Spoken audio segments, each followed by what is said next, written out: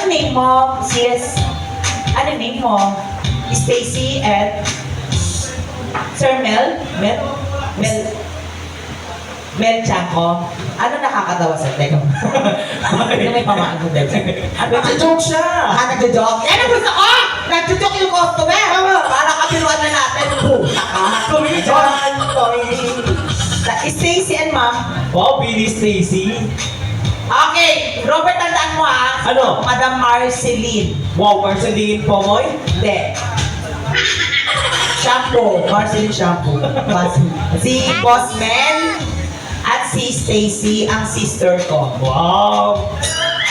Isa siyang transgender. Oo, ngayon? Ngayon, trans woman, nagpatanggal na daw siya. Sa Thailand. Wow! Yes.